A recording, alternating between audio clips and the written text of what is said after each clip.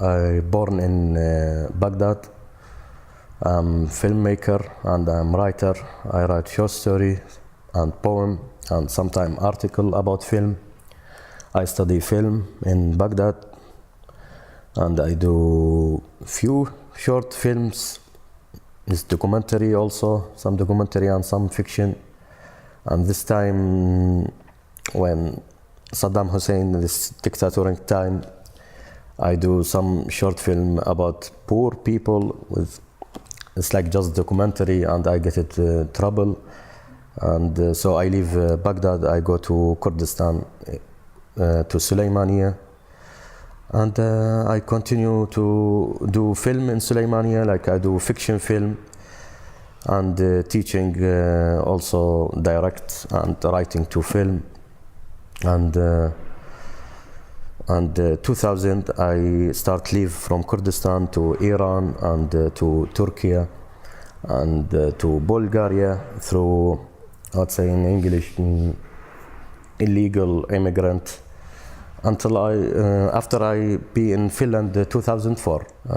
I write two collection short story, The Madman of Freedom Square and The Iraqi Christ.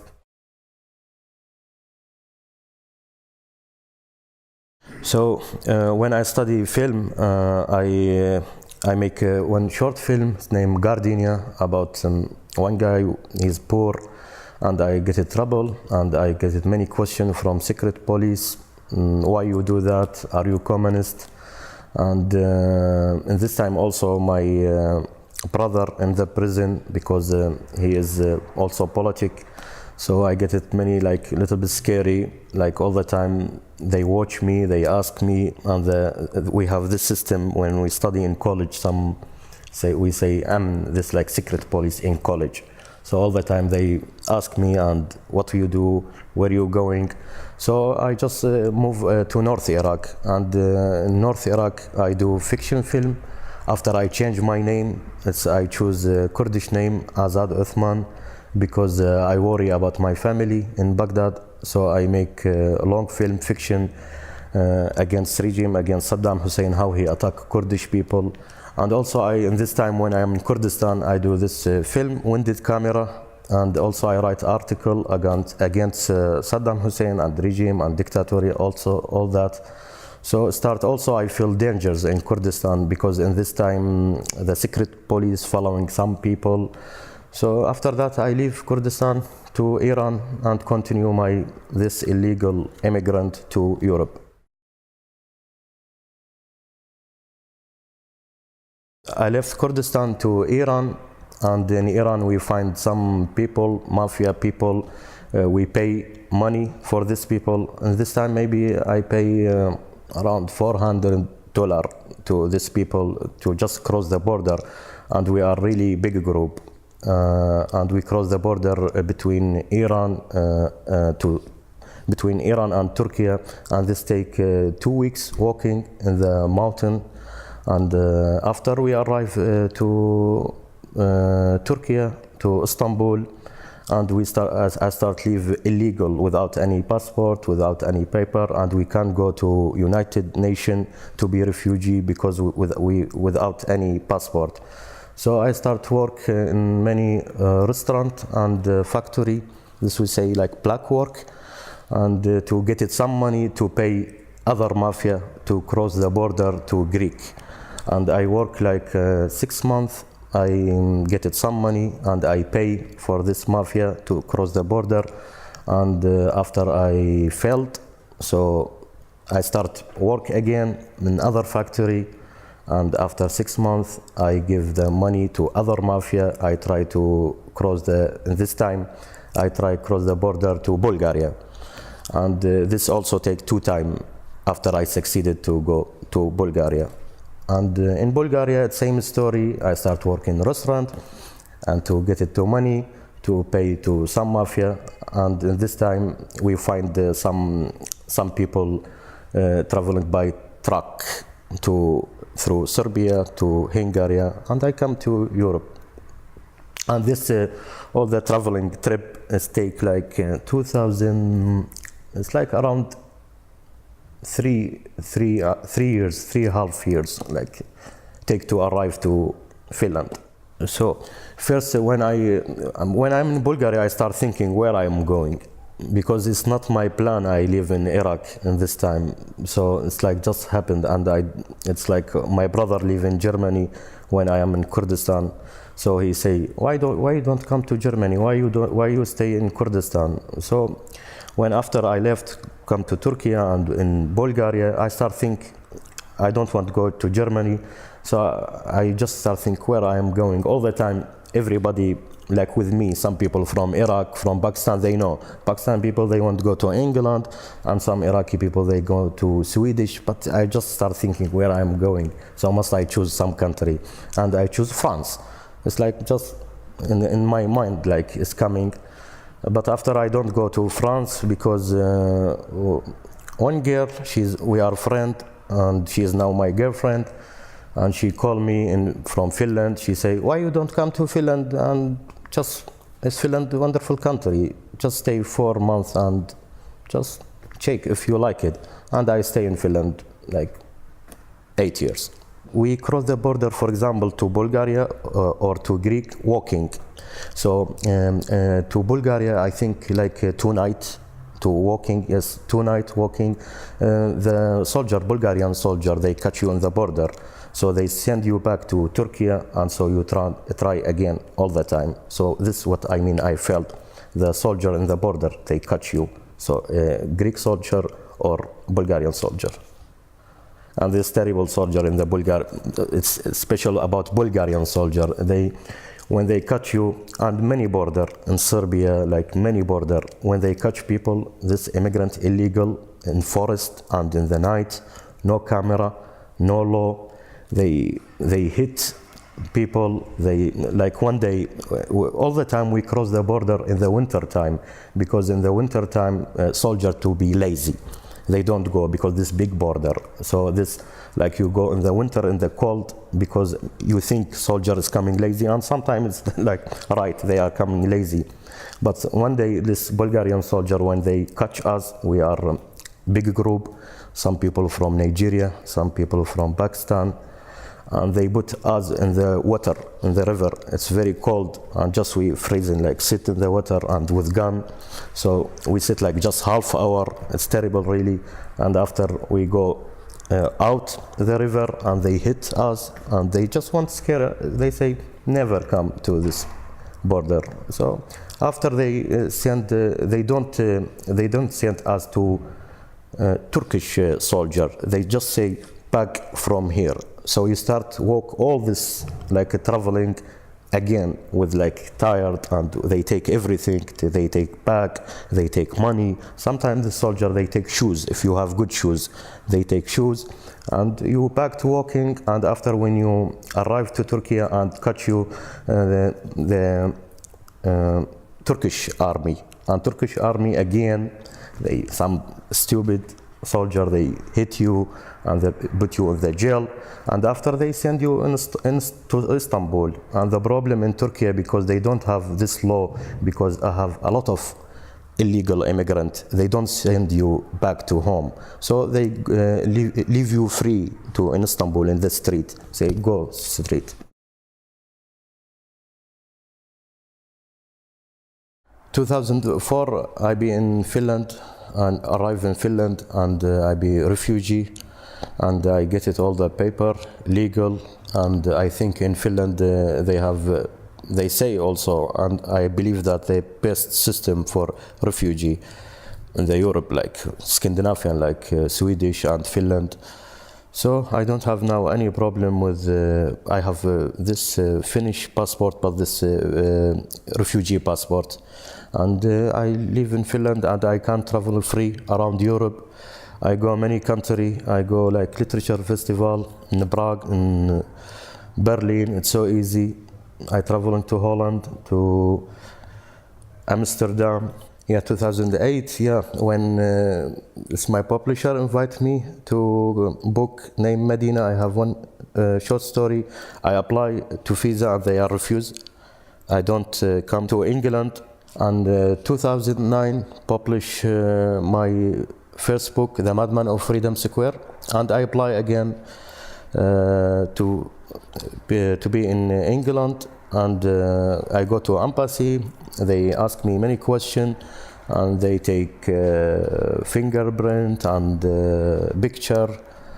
And when I arrive to England in airport, they do this again, and it's so difficult. They take me one small room, and they start a lot of questions about my background, about everything. And I say to this policeman in this time, I don't want to be a refugee in England. Why you ask me all this question? I do that. I live in Finland, and I have invitation. He say, oh, just like we do that, it's normal. But it's funny also, this funny because it's like, remember how you are a writer and you have invitation and your book translated to English, and so difficult to come to England. But all the time I think how easy, like a British soldier and American soldier, they go to Iraq without visa, without invitation, and with gun, and they kill people and they back home.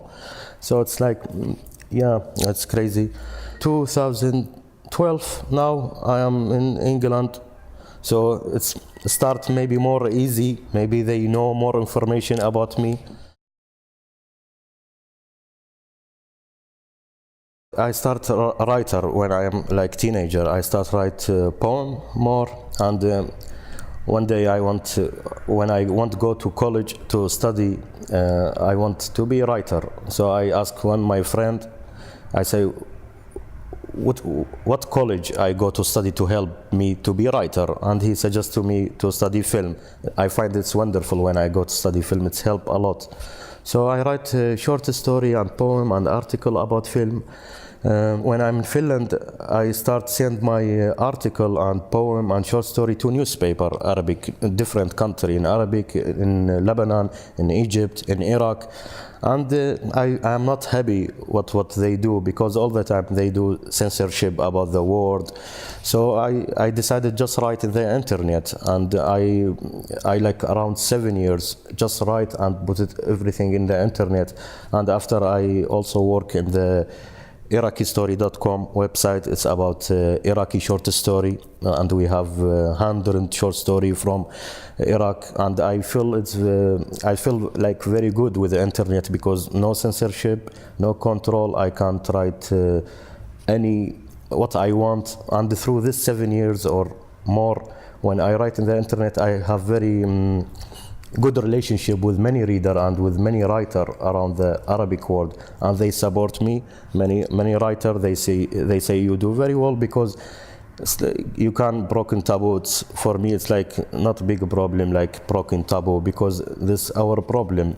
We don't talk about taboo like all the time. Of course the writer in Arabic world, they try talk about taboo, but the problem about language, because how you use language. We have a problem this in Arabic language. We say this Fusha language is different between Fusha language, this old language, Arabic beauty language, holy language, because writer, they scary worry from language, because they think this beauty language, you can't use street language.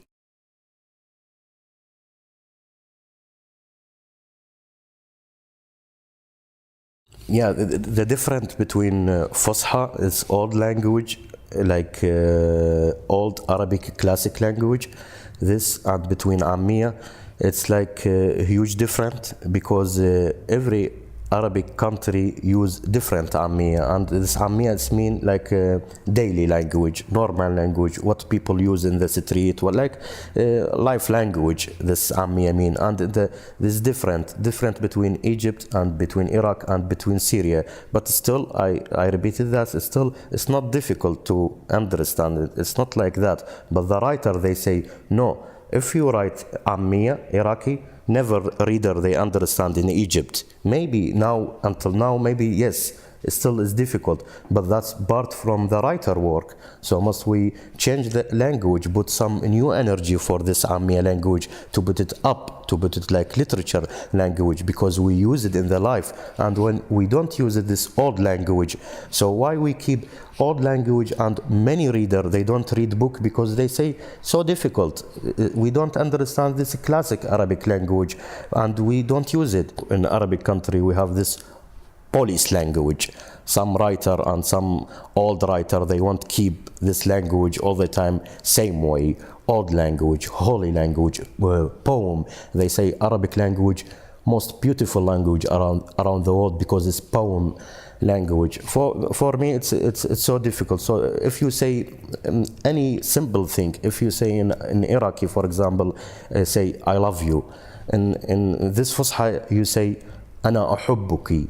It's so funny. People start laughing if you say this to any girl, أنا أحبك. But you write in the story, you write like أنا أحبك, I love you, with old language, but you never do. It's so funny. Like, so we use like Ammeya, say أنا أحبك.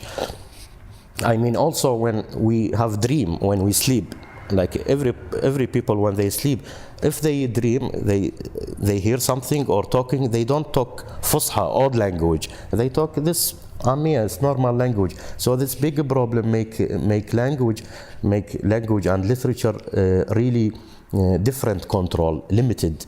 It's like all the time we say. I say in Arabic country we have this religion problem, like we have one God, this Allah, so, and one language, holy language, and one opinion. So it's not more colors, you know. You can use the language with different way. Of course, you are free. So its control come from different way. If you want to be writer, come from religion, come from language to control you, because must you use old language, and control come from government, from dictatorship, from society. So you fighting all the control. You don't fight just religion problem or language or society or dictator. So it's a huge, really huge problem, and language part from this problem. If you write in Ammeya, that's a problem. If you write in Iraqi Ammeya, some people in Morocco or Tunisia, they don't understand you. That's a big problem. But still, for me, it's not a big problem, because in our day, all the Arabic country, they watch a lot of same TV, same channel, and they start understand. And that's not big problem if you can understand Egyptian Ammeya. So it's not like make a dogma. If we lost this old Arabic language, we can understand each other. That's not in reality. It's not like for example, if I meet any guy from Egypt or Morocco, I can talk with him. Of course, some word is different, but I can keep and I can learn from him. It's not so difficult. All Iraqi people, they love film come from Egypt, and they understand, and they laughing, and they understand everything. But writer, they keep this dogma. No, it's so difficult. How people they understand Iraqi Ammeya or Egyptian Ammeya? But that's not real, because all people in Morocco listen song come from Lebanon. All the song and the famous singer from Lebanon in Morocco, in Libya, because they understand Ammeya in Lebanon. So they created this dogma. It's not real.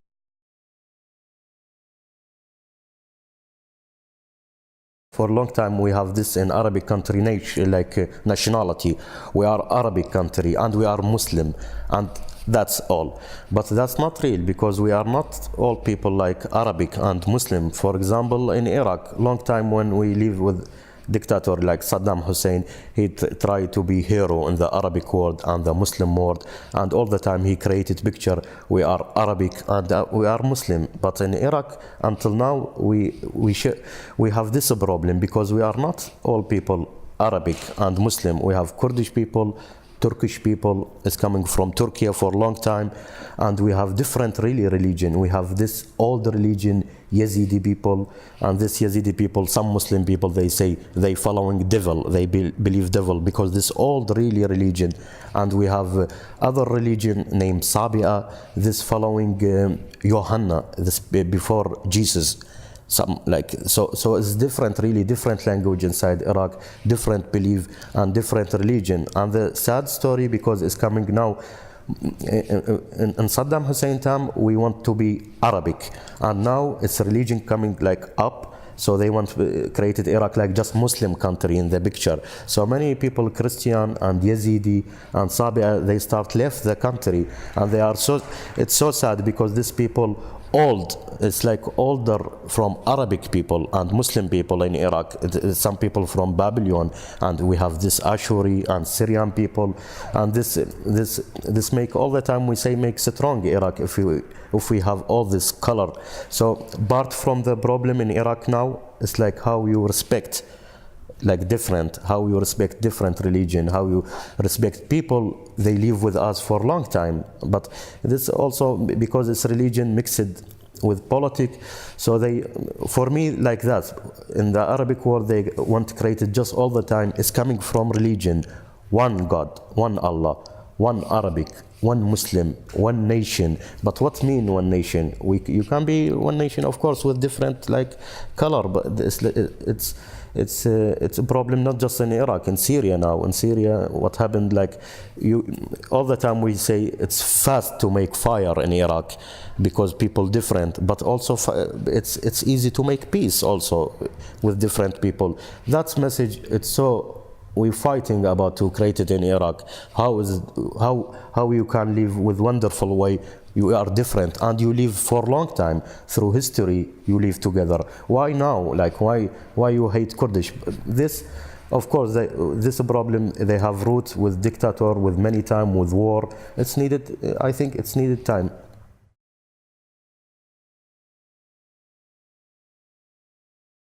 Yeah, for example, why this many people ask me, what real problem? Why you can't be in Iraq and be writer, to write? It's many people, they don't know about many things, maybe inside Iraq, so difficult. For example, still I have many friends, writer, they live in Baghdad. Why they can write and why I can't write in Iraq? Why I live in Finland? Why I don't back to Iraq? For me, it's like, I find Iraqi writer, they talk about taboo. They don't go direct, because in Iraq we have clear, we can't see the problem, so must we talk about that problem. But because they are scary from the militia, scary from the, also they have inside this censorship for a long time. So they don't talk about the problem or theme, they go just around, talk simple language, poem language, about problem, about sex, about religion. So difficult talk inside Iraq. I understand they can't talk about religion really strong inside Iraq, because many militia inside Iraq. Also now we say many mafia in Iraq, like politicians, they are created a new mafia, different mafia in Iraq. For example, I have my friend, his name Hadi al-Mahdi. He's worked for a long time in theater, and he have little bit same my story. He go to Kurdistan in Saddam Hussein time, and he worked really against Saddam for a long time, through theater in Kurdistan. And after he go to Europe, and he live in Holland, and he have wife and kids. And he just decided to go back to Iraq, because like what I feel now, all the time I feel, must I back to Iraq to fight inside country, to help people more through writing, through film. And he just decided, and he go. And he go to Iraq, and he start work in a radio station. He do some program about corruption, like political corruption, oil corruption, and he talk so hard in this radio, and many people following him. All the car, this radio, they hear what he talk. And they just one day he open in the morning, they knock at the door, and two guys, and he open the door, and just they kill him. It's like this, to kill him in his house. And before one day, before he die, in Facebook I write, Hadi, did I back to Iraq? He say never. It's so dangerous country. So he know before, when they kill him, he know how it's dangerous. So it's not just him. They kill one guy. He's back from Denmark. He is. I just want to remember his name. He's working the culture ministry when he's back. Also, they kill him when he drive in the street in the Baghdad. Just two cars come beside him, and they kill him with the gun. And they say Iran, some secret police from Iran, they kill him because he went work against religion, culture. Now religion culture coming up in Iraq, and Iran support that. Like they want to create a religion theater. They do many film now about religion history in Iraq. So also they ask me, for example, they want buy you. One big producer in Iraq, big company, he say me, I give you free check, like you can put what you want money if you write like drama, 30 drama about Hussein, about religion, old religion man, if I write. So they want also like buy you come back to Iraq and work same way. Now in Iraq they try created this religion culture like Iran, because Iran support that also with money, with many different way.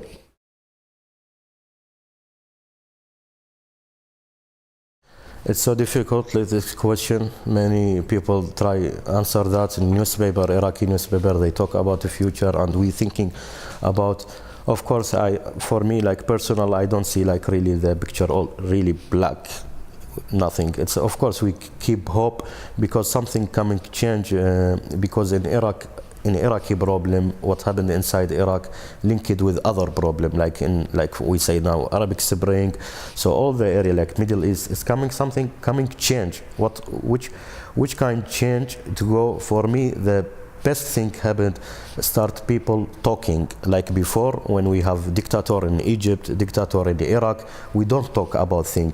Now, like we say, okay, before culture people, they talk, politic people, they talk about human rights, about women.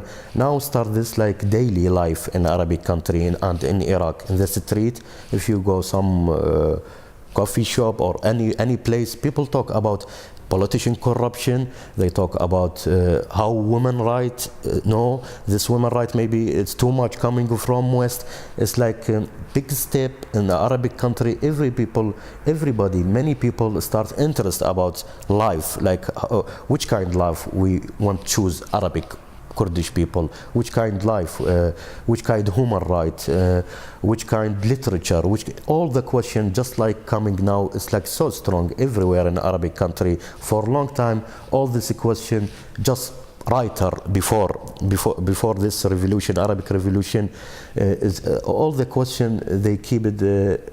We say culture people like writer or artists, just they ask and nobody listen because they are live out in Europe or they go to prison and the dictator. But now I mean like all the people interest about life, about what happened.